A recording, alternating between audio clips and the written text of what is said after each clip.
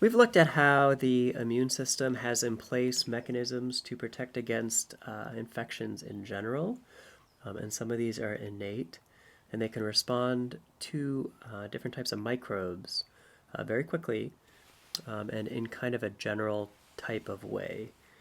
And we've also spent some time looking at the adaptive immune system. So these are the responses um, that can be generated in response to specific types of pathogens or potentially parasites or cells that have become cancer cells. These are different types of adaptive responses, and they take more time, and they tend to be more robust and more specific. But, as we consider these different types of immunity, and we have to kind of stop and think about them independently as we're learning about them, it's worth spending some time recognizing that these two distinct types of immunity overlap at almost every stage in the way that they are influencing one another. And that's in part because the immune system needs mechanisms of reinforcement um, for responses that are helpful in terms of eradicating specific types of microbes and also attenuating responses that are not helpful. So it's a way that these two different types of systems can help to reinforce each other um, to promote really specific adaptive responses against pathogens. So we'll look at the ways that the innate and adaptive immune responses are coordinated. Um, we'll find that some of the different ways that CD4 helper T cells respond to pathogens and infections sometimes helps to promote the responses of some of the innate lymphocytes and also responds to and their own activity is promoted by some of these different players within the innate immune system.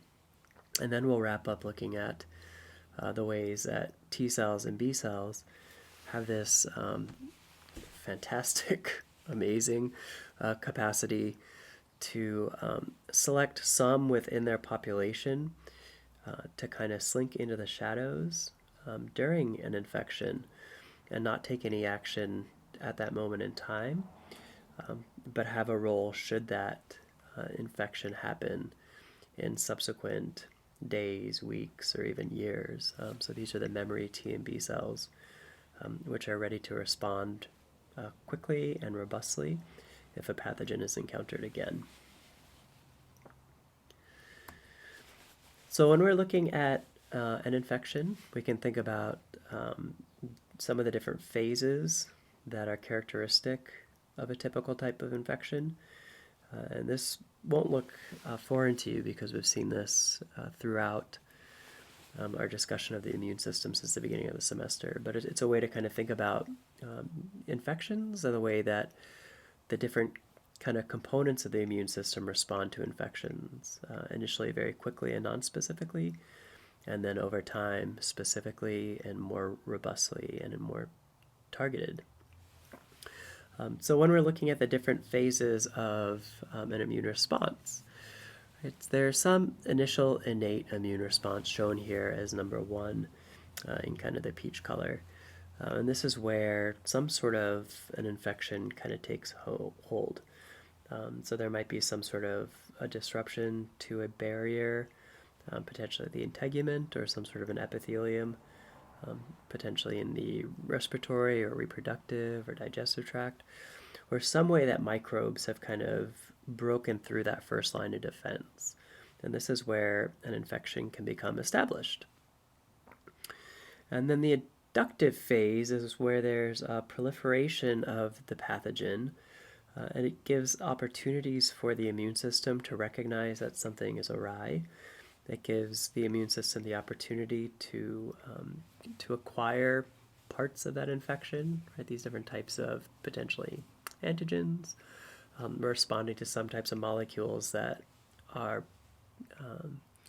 may just naturally be part of the infection, some of these kind of pathogen-associated molecular patterns and those types of things that are just by nature of the organism kind of a signal or a signature of that organism. So that can also help to promote some sort of a response. And then there's the effector phase. Right, so this is where some of our different types of lymphocytes, the CD8 cytotoxic, the CD4, different types of helper T cells, they become effectors. They migrate from some of these secondary lymphoid tissues, like the lymph nodes, where perhaps they've received signal that there's an infection, and then they can make their way into the lymphatic system, into circulation, and find the actual pathogen, and either directly target it for eradication, or the host cells that are helping to promote the spread of the infection, or to influence some of the innate responders and some of the other cells of the immune system, kind of encourage them in their roles to attack the infection. And then there's the memory phase. So this is where some of these T and B cell lymphocytes that are now highly relevant because they are a lock and a key match for that particular pathogen. They just kind of pause and wait should that pathogen be encountered again. So initially we have these local types of ruptures or breaks within some sort of a barrier, right? So here we're seeing in that first panel there some of the innate components, or at least some of the kind of sentries or surveillors of the immune system, macrophages and dendritic cells, are resident there within that tissue. And as that infection spreads, right, some of these different types of microbes are going to be endocytosed. They're going to be internalized by some of these different cells. Some of them are professional antigen presenting cells, so they'll go to work on the microbes, kind of putting them into a cellular blender, and then presenting them on their surface.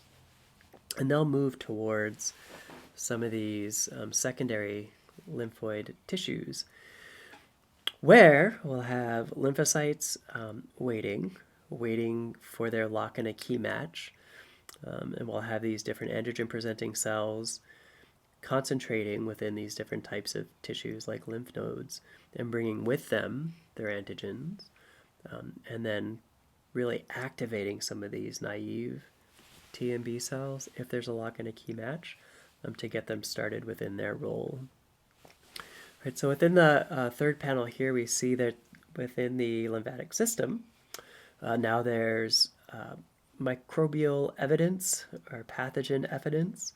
Right, so that's shown here as the kind of the red kind of spots as pathogens or molecular signatures of the pathogen, some of these antigens. And it gives the opportunity for B cells to interact with the antigens, right? If they're lock and a key match, they can start to make antibodies as plasma cells. Or it gives T cells the opportunity to recognize different types of pathogens. And then remember, there's different types of helper T cell responses. So we can have Th1, Th2, Th17. We can have these different types of helper T cells that'll become activated depending on whether this infection is something intracellular, or whether it's some sort of a parasitic infection, or whether the infection is extracellular. Right, there's different types of infections, and that's going to dictate what type of helper T cell cohort you want to get activated to go out and assist. And this last panel here is adaptive immunity, where now, thanks to the lymphocytes and their activation, we can really step in and try to specifically and robustly affect some type of infection. So we have looked at different types of T cell responses. And some of those T cell responses are by T cells like CD8 T cells, some of these cytotoxic T cells that will go in and target potentially virally infected cells for eradication before a virus can proliferate. We've also looked at some of these different subsets of helper T cells, Th1, Th2, Th17, and those tend to combat intracellular infections by stimulating infected macrophages to eradicate those intracellular infections. Right? They're not actually targeting the intracellular microbes, but they're encouraging the macrophages to do it themselves. And then the Th2 helper T cells were the ones that would go after parasitic infections, and then the Th17 were the ones that were kind of targeting extracellular bacteria. So I want to remind you of those before looking at this particular figure, because there's a nice kind of correlation between helper T cells, right, and that's the CD4 cells, but then also CD8s, the cytotoxic T cells, and how they respond specifically to infections, but also partner up with some of these innate players, some of these innate lymphoid cells. So if you take a look at this slide, recognize that the first one has cytotoxic innate lymphoid cells. And they get initiated in response to some sort of a viral infection. And in this case, there's going to be the release of different chemical signalers like interleukin 12 and 15 that are going to activate natural killer cells. And the natural killer cells will secrete their own types of cytokines and signaling molecules like interferon gamma to elicit some sort of a response. So recognize that that first panel is looking at viral stuff. The second panel is looking at intracellular bacterial stuff, right? And this is going to stimulate innate lymphoid cells of a different class. So these are class 1. And they're activated by different interferon combinations, and they in turn release their own type of signaling molecules. But remember this, that in the first panel we have natural killer. In the second one we have ILC1, so these are innate lymphoid cells 1.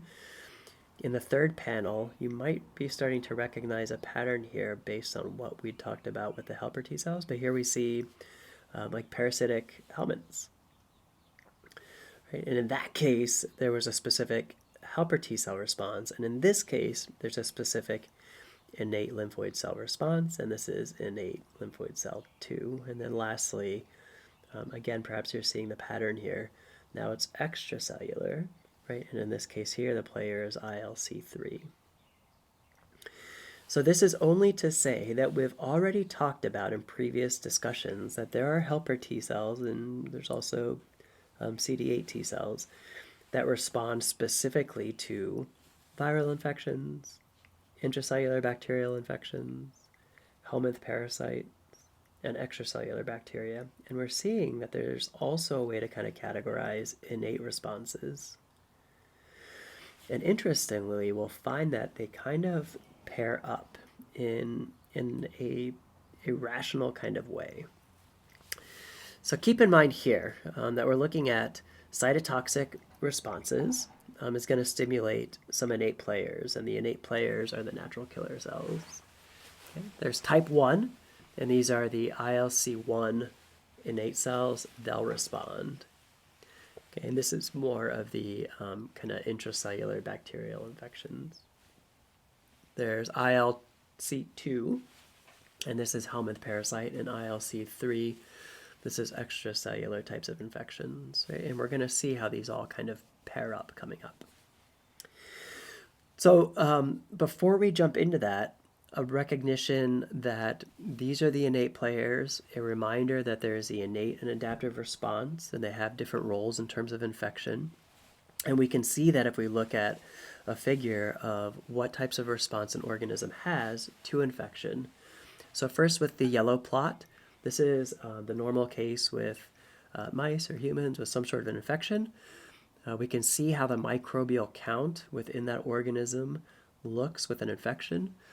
Of course, if there's some sort of a break in the integument and microorganisms get in there, for example, that initial kind of part of the infection is going to be rather small and isolated, right? But then these microbes are going to proliferate. So there's going to be an explosion in the numbers of microbes. So we see that in a typical infection, there's going to be a proliferation.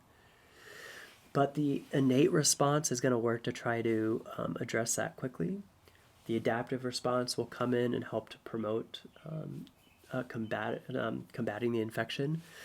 We'll see that they're actually coordinating their responses for an even more robust fighting of the infection. So eventually the number of microbes comes way down, right? That's not surprising. That's the way the immune system works. And we can see evidence for the particular types of critical roles that the innate and the adaptive immune response are doing by looking at mice, for instance, or humans that are lacking the components, right? One of the ways we learn a lot about biology is seeing what happens when something's broken, right? Because then we get information on how it's working when it's not broken or when it's fixed or when it normally is acting. So here with the red plot, we're saying, oh, so what happens if there's some of these innate players?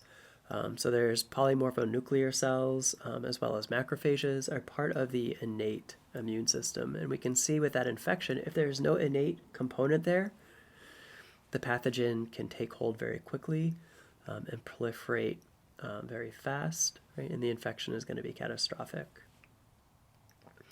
But let's say we have innate responses, so we can kind of keep the infection at bay, but we don't have any way to elicit the adaptive response, right? So in this case here, we're looking at some of the different components that are tied instead to the adaptive response. Like if you remember the RAG proteins that are important for genomic recombination in lymphocytes, right? What happens if that's broken?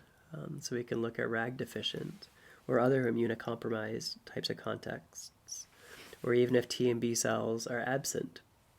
Right, in this case here, you can see that the innate immune system can respond initially, try to keep an infection at bay, but eventually, in this kind of hypothetical context, eventually the microbes kind of win out because there isn't a way for the adaptive immune system to come in and really with a 1-2 kind of come in with that additional kind of way to address and robustly eradicate the microbes, right? So clearly both innate and the adaptive immune systems are really important. All right, now remember, right, so we were looking at these different categories of the way the innate immune system works, right? So remember there's cytotoxic, right? Then there's also type 1, 2, 3. These are tied to natural killer cells. They're lymphocytes that are part of the innate immune system. There's also the ILC 1, 2, and 3. So these are also innate players. They coordinate with adaptive immune responders, like CD8, right, cytotoxic T cells, or the CD4 helper T cells, specifically Th1, Th2, Th17, right? And remember, these are going to pair up really nicely. Because if we look at the adaptive immune response, right, these are some of the cells that we already thought about and talked about. Right? So there's cytotoxic lymphocytes. They're up on top as these blue players. Right? Then right below that with the type 1, there's Th1. Below that, right, there's the Th2. And below that, right, the bottom of those 4 blue cells, right? Not the ones over here, but the ones over there, like that one and that one. Right? These blue cells here and the 2 above, those are the helper T cells, right? So we've already learned about who they're combating, right? It's either going to be viral infections or it's going to be helping macrophages address their infection. It's going to be basophils, eosinophils, neutrophils, not neutrophils, mast cells, help them to combat parasitic infections, right? And then the neutrophils aren't until the bottom row here, right? Because they're going to help with extracellular infections, right? So those are the categories that we've learned about with the innate immune system or with the adaptive immune system, but there's also innate responders, like we looked at before. So they arise from a common type of stem cell. and they'll differentiate based on cues, right? Molecules that are associated with context, these different types of cytokines. And depending on context, we'll differentiate these cells into the natural killer cells, which can help to combat viral infections. It could be ILC1, ILC2, ILC3, these different innate lymphocyte cells that are going to help in those different types of contexts. The types of signals that they'll secrete will help to recruit the appropriate type of helper T cell. The type of signals that they'll secrete will help to activate the appropriate type of effector cell. Right, so they're working in context and they're coordinating. Again, this gets back to a little bit of what we first started talking about, and that's that the immune system is a powerful system, and its effects should be coordinated and targeted. And when they are, it has an incredible capacity to eradicate specific types of cells. And hopefully, those are cells that are infected, they're cells that are cancer cells, they're cells that are infectious microbes, they're cells that are parasites. Right? Hopefully, that coordinated attack is going to be against detrimental cells. And that's where these innate cells are helping to promote a context and saying, yes, Th2 cell, you're in the right place. There's some parasitic infection. You're in the right place. I'm an innate cell, but I'm helping to promote your activity and to tell you you're on the right track and to do your thing and attack your target. So it's a way to facilitate and really enhance the adaptive response. So these are all the players together. Right, so in the end, what we're going to do is help to target, right? And this is the same story that we've talked about many times, right? So it's going to be virally infected cells. Let's get together the natural killer cells and the cytotoxic T cells, and let's get rid of them. It's going to be macrophage activation, right? So this is going to be those innate lymphocytes that are associated with type 1. Right? And it'll be the Th1 helper T cells. They're going to come in and activate macrophages to destroy their intracellular microbes. Helminth parasites, extracellular, right? They're helping to coordinate their attacks and have really pronounced attacks on their targets. Some of these activities are also coordinated by the action of B cells, right? So, and this is really interesting, right? Because we've thought about B cells that make antibodies, and they get activated in lymph nodes. And oftentimes, not only do they need to see their antigen, but they need a helper T cell in the follicles to tell them they're on the right track and to start making antibodies and to make a lot of it. Right? So there's some helper T cell, B cell kind of interactions to activate a B cell to get it into that plasma membrane type of phenotype to start making antibodies against a target. Right? So there's some interplay there. But we also find interplay with once the antibodies are made. Right? They can do things like neutralize a toxin. They can cover a virus with an antibody jacket so it's not infectious. They can target cells for opsonization. They can come in and penetrate microbe walls through complement. And they can do all sorts of things, these antibodies. But they can also help to promote the activity of helper T cells. Right. So this gets back to that same kind of message where there's an awful lot of crosstalk going on between these different types of immune systems, between these different types of lymphocytes,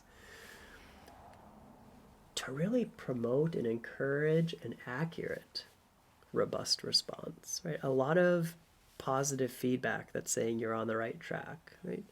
And a lot of opportunities, if there isn't that positive feedback, to kind of dial things back or attenuate. So in terms of antibodies, some cells have these different constant regions that combine onto fragments.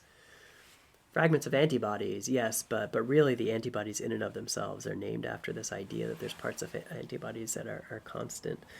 But all of these different cells across the top, right, natural killer, macrophage, eosinophil, basophil, mesophyll, neutrophil, all of these have Fc receptors. So they're shown in either yellow, or kind of orange or green. These are the receptors. Now, these receptors can bind to different types of immunoglobulins, right? Different classes of IgG, right? IgA, remember the secretory type of Ig, IgE, the ones associated with inflammation and activating different types of cells involved in the inflammatory response. Right? These antibodies, so now this is B cell encouragement. It can come in and help to promote some of these innate effectors. Right? So it's really amazing how many levels of communication there is ongoing between these different types of immune systems, these different types of lymphocytes. Right? It's all really highly coordinated. So the last bit that we'll look at is memory. So in terms of immunological memory, this idea that, hey, there's been an infection. That means in all the possibly diverse potential threats on the planet, right? The likelihood that you encounter some sort of a pathogen once and then again is pretty good as compared to some sort of a random type of potential infection, right? If it's in the community, if it exists, if it's a real thing, right? It's not some sort of potential fabrication of what could be. This is a real microbe that exists, and it's one that's been in the community. The immune system has the capacity to have dialed in over the course of evolution the value and the fitness in establishing a memory response. That something has been encountered before, it might get encountered again. So let's make memory cells. So we can look at something like smallpox. So smallpox has been eradicated. Right? It's been a scourge of humanity since before recorded written history. There's even like artistic artifacts that go back thousands of years that suggest that smallpox has been in and amongst humanity for about as long as we've had humanity. So this is a long time disease that was eradicated based on a vaccination campaign. And we can see if there is some sort of, so this is just looking at how the body responds to smallpox. All right, so here's antibody titer. And we can see once there is some sort of an infection with this, for example, over the course of years, right, antibody titers can remain high. This depends on the type of antigen or depends on the type of microbe. It depends on a lot of factors. But in this particular case, there's a sustained elevation of antibody titer for decades, which is pretty astonishing. Right, so think about these different types of vaccines that some humans get, right, shortly after birth, and then a series of boosters to establish this memory, this resistance to particular types of microbes that can last for a long, long time. So there's plasma cell memory, or at least there's activated B cell memory. And then there's also CD4 and CD8 cell memory. So some of these different types of lymphocytes that are kind of face-to-face types of lymphocytes, they can also be part of this kind of cohort of a memory response. And there's different non-conflicting models of where the memory cells may arise. And by looking at this figure here up on top, we're looking at a naive T cell. So this is a naive T cell that has the capacity, right, to see any number of different types of pathogens. And if it sees its particular lock and a key match, it becomes activated.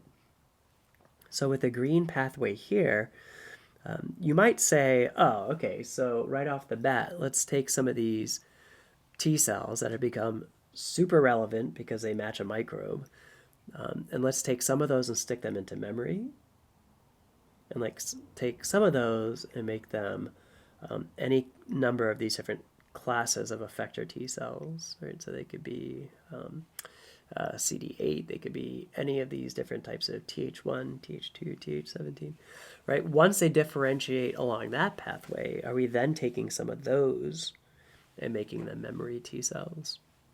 Right, so that could happen that way, or you might find that along this kind of orange pathway, right? A T cell becomes activated, and then it takes on its particular type of effector phenotype. And now once it's an effector phenotype and perhaps now out into systemic circulation, right, take some of those and have them step out of their effector phenotype and become memory phenotype. So it's basically, are you taking the memory T cells from activated T cells, right, or are you taking the memory T cells from a pool of differentiated effector T cells?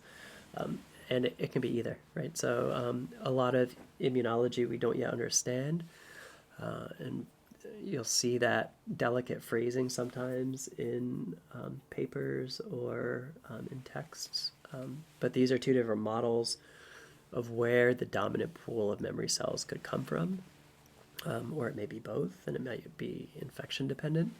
But these are the different types of ways that we could take T cells that are relevant in all cases, right? They've gone from naive into activated, but make a memory cohort. Okay, so one thing to appreciate is that once you have T cells that have become activated, and that's shown here in this first panel, and this is circulation that's coursing throughout the body, making its way towards the surface of the body, the integument. If there's the appropriate types of cues, right? So helper T cells can be informed what their antigen looks like, and that's by nature of their receptor and what they're targeted to attack. But they can also be encouraged once they leave the lymphatic system and make their way into circulation to disproportionately accumulate in target tissues of relevance, right? So was this infection, like we're kind of seeing here, initially one through exposure through the integument, right, or an infection in the skin? That would look different in terms of the receptor kind of milieu of the T cell than an infection that was established, for instance, like in the gut, right? Because in that case then you're going to have T cells that are going to have the right types of receptors to be drawn into intestinal tissue. In this case here, we're seeing T cells, and it's looking like we have a CD8 T cell. It's ready to go. It's been activated. It starts its slow roll right down the surface of the vasculature. It expresses the appropriate types of molecular type of Velcro, where it can stick to and then actually cross through the vasculature walls, right, and actually get into the tissues. And then once it's in the tissues, it can be influenced in terms of its complement of surface biochemistry to be retained, shown here in the middle panel, be retained within that tissue, right? So now it's activated, it's targeted against a microbe, it's in the right place. Some of these can become memory T cells to be retained there just in case that microbe makes it through another break in another part of the skin another day, right? Or something along those lines. These memory T cells are ready to go. Right? And here it's also shown a similar type of conceptual flow where there's CD4 cells, right? So this is some sort of a T cell, Th1, Th2, whatever it might be, also kind of making its way through the walls of the vasculature, right, and getting into the tissues, and then residing there as a memory cell. So memory B cells are more rapid and have a higher affinity for their targets than naive B cells do. So remember, once B cells encounter some sort of an antigen, they can gear up pretty quickly to make some antibody, but the antibody tends to not be very good. And some of these B cells within the lymph nodes will have the opportunity to dial in their affinity for their particular type of target. So they can undergo somatic hypermutation, they can undergo class switching of their particular type of antibodies. So there's different types of variations that occur with antigens as they kind of mature. Now, so importantly, that second response of a B cell is going to be much better. So it'll be different classes generally of antibodies that are produced. These antibodies will have, the genes will have undergone somatic hypermutation. So there'll be the pool of B cells that are selected for to perpetuate and to continue to make antibody are making better antibodies. The antibodies are stronger and more specific for their target. So this is why subsequent infections elicit better B cell responses. It's why we get vaccination boosters, right, to get better B cell responses, because the antibodies kind of evolve over time. Right, so here, if we're looking at source of B cells in this unimmunized donor primary response, right, we're seeing the frequency is pretty rare where there's antigen-specific matches with the B cells. The antibodies that are produced tend to be more of IgM rather than IgG. Remember the little kind of lousy mnemonic I use is M for medium good and G for good good. Right? So IgM tends to come on early, isn't as strong or effective, and the affinity of the antibody is low. It might stick to its target, just not very well, and it hasn't undergone the somatic hypermutation. Now, with immunized donors, right, there's going to be a greater proportion of B cells that are going to match it. The antibodies that are produced, now they tend to be the better pool of IgGs.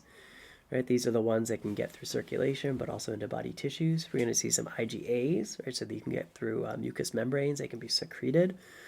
The antibodies are better, right? And they've undergone somatic hypermutation to dial in their amino acid sequence, to dial in their biochemical fit for their target. Right, so here we can see antibody levels. And on the left-hand side, with some sort of initial type of response, you'll see in blue there, right, the antibody will start to crawl up pretty early on. But these are the IgM class. They're not great. But with subsequent immunizations, right, IgG kind of steps in, so that's shown as yellow, and those become the dominant type of antibody isotype, and they're better. So the concentrations are higher and the efficacy is higher. And then if you look over to the right, also their affinity or their stickiness, right? So you might have an antibody that sticks to its antigen for half a second or a second, or you might have an antibody that can stick to its antigen for like days and hours and for long periods of time, because it's just stickier. It's a better match for its target and tends to be more specific too. And you'll want to note that on the y-axis there, that's logarithmic. So right, these are orders of magnitude with these increments showing enormous increases in antibody titers and antibody stickiness. Also, one other concept to highlight that is kind of interesting is that if you were to look at some sort of an infection, and shown here in the first panel, there's a little person, right? So this is supposed to represent potentially, an infant or a child is infected with, 2 years, so a child is infected with some sort of a virus, right? And that's shown there by the cartoon of the different colors and different types of potentially internal targets or viral coat proteins on the outside, different types of targets. If there's a subsequent infection with a virus that bears some of the similar types of protein antigens, like maybe it's a different type of flu virus that has some conserved or some similar types of viral coat proteins, the subsequent responses will be stronger because it's a reinfection, but only against the antigen matches, right? Because a flu virus or different types of viruses will undergo evolution, right? I mean, their genetics will change over time, their proteins will change over time, and some will change to a greater degree than others. So those that are conserved in the first and the second context, because there's now a memory response, that memory response is much greater, but just for those specific antigens. Right, and then interestingly, if you were to see a third type of infection, but now let's say it's 3 years later and it's a different type of flu virus that's making its way around the planet that particular year, it'll have some shared and some different types of sequences at the genetic and the protein level. It's actually the robust responses due to that first infection. Those are going to be where you recognize the highest, most robust initial kind of heads up to the immune system of what this virus looks like. Is kind of interesting, right? So it's like as a child, right, or at least at 2 years old, the immune system is like, hey, this is what the flu virus looks like, and this is what you should remember, right? And then with subsequent infections, it keeps referring back to that first kind of heads up as what is really noxious and toxic and something to pay attention to, which is just physiologically kind of interesting in the way that first exposure is the one that's the most pronounced. Okay, so we looked at the ways that the innate and the adaptive immune system work together. We've looked at adaptive responses, CD8, CD4 types of cells, right? Whether that's Th1, 2, or 17. Those are responding to specific types of infections. And for each of those, there's some innate players that are going to help to reinforce and coordinate those responses, and they align pretty nicely. Are you talking about viral infections, intracellular? Are you talking about intracellular bacterial infections, like in macrophages? Are you talking about parasitic infections? Right? Or are you talking about extracellular infections? It's going to stimulate different types of innate immune players and different types of T lymphocyte responses also. Okay, thanks for your attention.